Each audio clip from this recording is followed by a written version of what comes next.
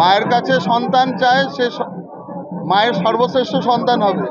একটাই বললাম যে এমন কিছু চমৎকার করে যাতে আমি জন্ম জন্মান্তর ধরে তোমার কাজ করতে পারি। আমার আত্মা আমি তোমার কাছে সমর্পণ করেছি, বাকিটা তোমার কাছে।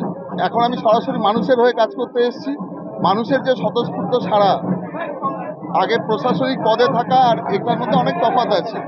অবশ্যই মানুষের এই স্বতঃস্ফূর্ততা এবং মানুষের জন্য কাজ করার জন্য আরও বেশি আগ্রহ এখানে বেড়ে যায়। এখন মনে হয় আমি মানুষের জন্য নিজেকে সমর্পণ করেছি, সেই কাজটা আমাকে করতেই হবে, তাদের লক্ষ্যে এগোতেই হবে। লড়াই কিছু নেই, আমরা জিতছি। দেখুন, একটা জিনিস আমি এতদিন বলতে পারিনি, এটা আমি বলতে চাই যে আমাদের সরকার এবার যখন আসবেন, প্রশাসনিক সংস্কার হবেই।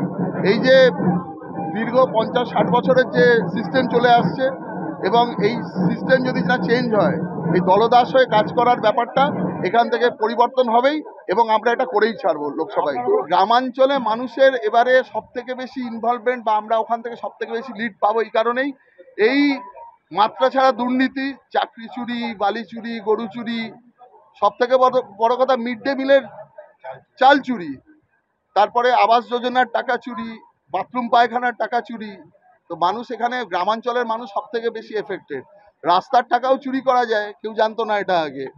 তারপরে আজকে রেশনের যে সমস্ত চুরি হয়েছে, স্বাস্থ্যের বিভিন্ন জিনিস চুরি হয়েছে কোভিডের সময়।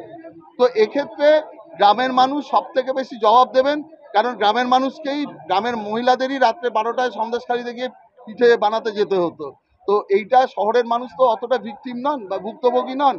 ফলে শহরের মানুষ আগেই আমাদের সঙ্গে ছিলেন, গ্রামের মানুষ এবার দ্বিগুণ উৎসাহে আমাদের সাথে আসবেন।